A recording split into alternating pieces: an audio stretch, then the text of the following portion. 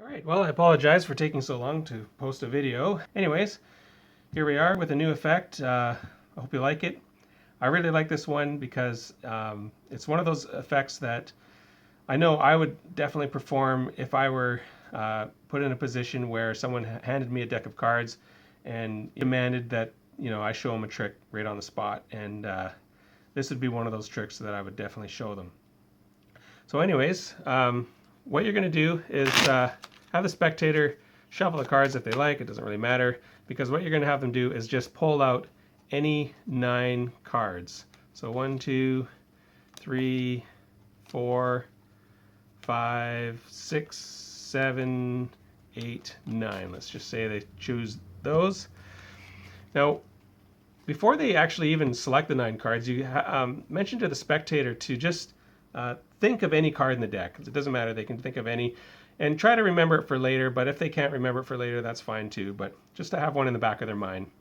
Now what you're going to do is you're going to have the spectator just memorize any one of the 9 cards that they've just selected. So let's just say for this example, they're going to memorize the Jack of Spades, okay? Of course, secretly to themselves. Now what you're going to do is you're going to deal the cards face up into 3 piles. They're remembering the Jack of Spades, and you have them note what pile that their card is in, secretly to themselves. Again, you don't want them to give away what pile their card is in, okay? Now what you're going to do is you're going to turn your back and have them turn the piles face down. And of course they're going to be noting that their card is in this pile before they do that. Secretly, of course. So you turn your back, and now before you turn your back, what you're going to do is you're going to memorize this face-up middle card. This is going to be your key card, the 6 of clubs, the face-up middle card, okay? So you turn your back, instruct the spectator at this moment to turn the packets face down. You then ask the spectator to swap the 2 piles that do not contain their card. So in this case, of course, since their card's in this pile, they're going to swap these 2 piles. Now, you turn back around and you mention to the spectator, it's important that you mention this to add to the effect that, there's no possible way you could know what 2 piles that they've just swapped, because you've turned your back even before they turn the packets face down. So it wasn't like you memorized the position of the packets or how they were oriented to know what 2 piles that they've just swapped, and they'll readily agree. Now, to make things even further confusing, you can have the spectator further swap the cards or the packets as many times as they like. So since you're now looking at the packets, you can secretly, as they're doing this, if they decide to continue swapping the packets, you can secretly follow this middle packet. And of course, you're still remembering the 6 of clubs. Remember that key card that was face up in the middle originally. Okay, so you're memorizing 6 of clubs, and you're following now, because they're going to further mix the packets, you're going to follow this middle packet, the original middle packet that you've seen when you just turn your back around for the first time since they've turn the packets over. So we're following this packet as they're just randomly, swapping the packets, and you're following this middle packet. So let's just say they end up in this position. Now, of course, they have no idea you're secretly following the packet. They just think that they're just mixing the packets further, and it's just going to be that much more confusing for you to even, not that you'd have any clue anyways, right? I mean, you have no idea what packets they've swapped to begin with. So this just adds to the impossibility of knowing for sure what 2 packets they've swapped, okay? So what you're going to do now is you're going to play like you're going to detect where their thought of card is, or what pile their thought of card is in. Now what you're going to do this first time around, is you're going to play like you're not getting a good connection of where their card is. So you flip up the piles and say, I'm sorry, I'm just not getting a good connection. Now, remember, you were following this packet, the original middle packet, and you were remembering 6 of clubs, your key card. Now, notice that this original middle packet is not showing the 6 of clubs. This tells you that their thought of card is not in this pile. And it also will tell you that their thought of card is not in the original key card pile either. Their card, the Jack of Spades, will be in the remaining pile. Always, okay? Now, if the key card happened to be showing up in the original middle pile that you followed, that would tell you that their thought of card is definitely in this one pile, okay? Does that make sense?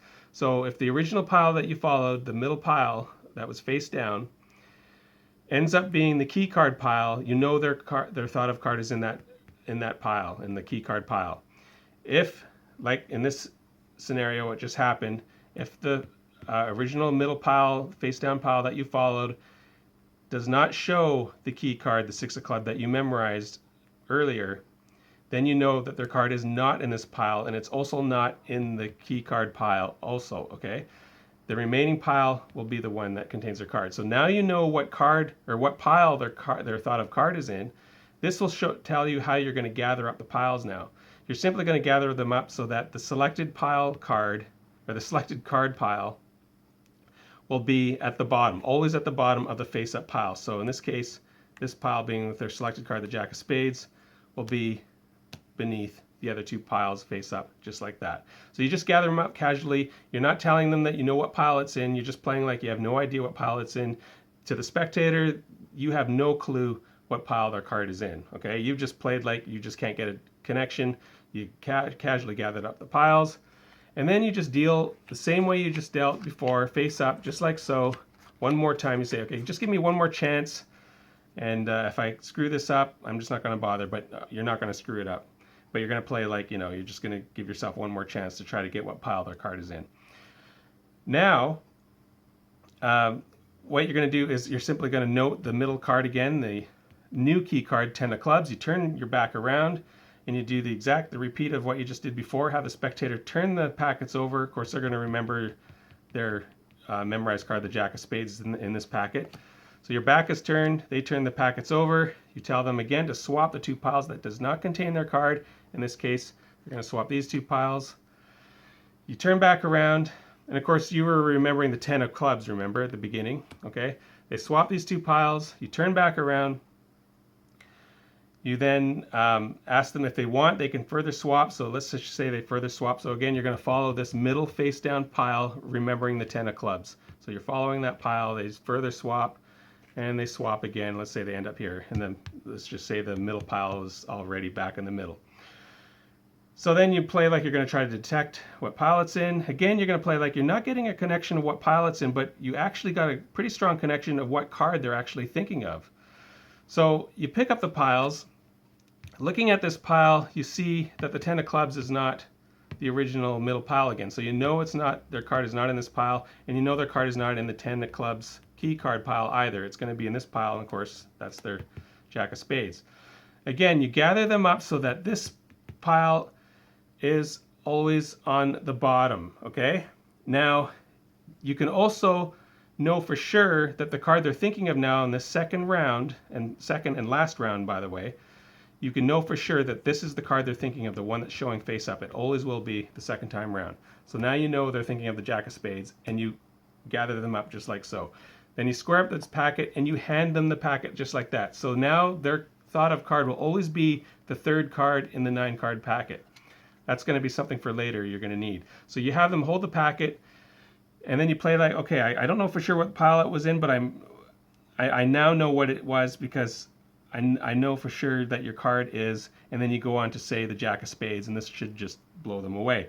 You could play it out, draw it out if you want, play like you're picking up on the color, and then, slowly reveal the suit, and then the value, the Jack, and then, however you want to present it.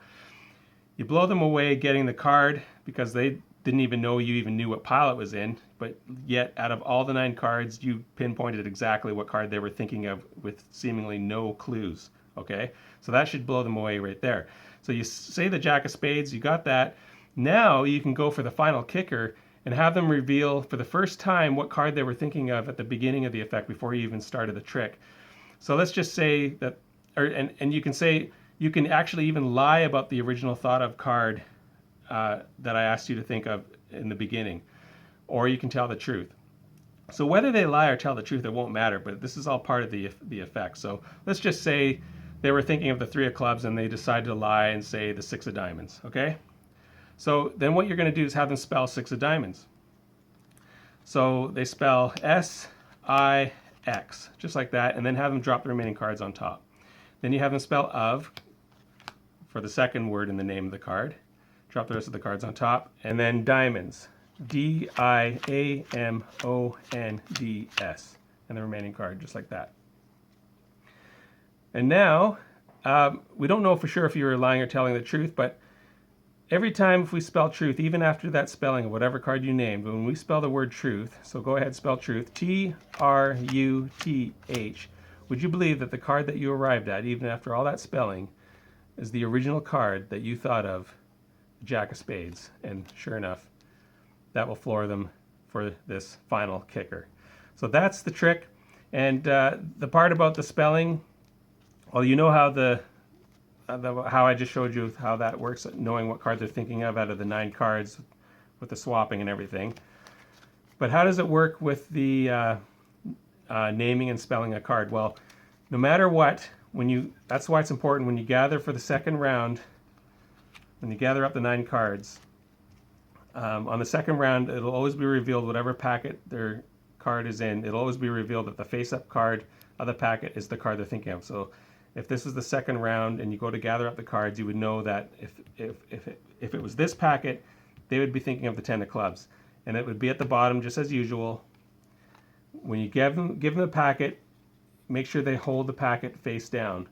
And their thought of card will always be the 3rd card. And of course you know what their card is, so you would do the first part of the reveal, telling them that you're going to, state what card they're thinking of, and that of course should blow them away right there. And then for the final kicker, when you do the spelling, because it's the 3rd card of the 9, no matter what, when they spell, for those of you who are familiar with the 9 card math trick, you know that no matter what card they spell or name, it will always end up, after the spelling of the card, when you spell the word truth at the end, it'll arrive at the original 3rd card in the 9 card pile. So as an example, let's say we name King of Hearts to arrive at so we spell King, K-I-N-G, King, drop the remaining cards on top, then of, drop, and then Hearts, H-E-A-R-T-S, drop, and then you spell the word truth, T-R-U-T-H. Truth is just the word you use because you're doing it, as the routine, and like they're lying or telling the truth, but you could use any kind of 5-card letter spelling, or 5-letter spelling to arrive at the 5th card down after the name of the card to arrive at the original 3rd card, the 10 of clubs in this case. So that's how that part works for the final kicker.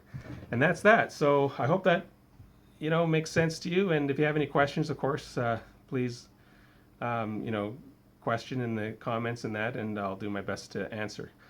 Okay, so thanks for watching.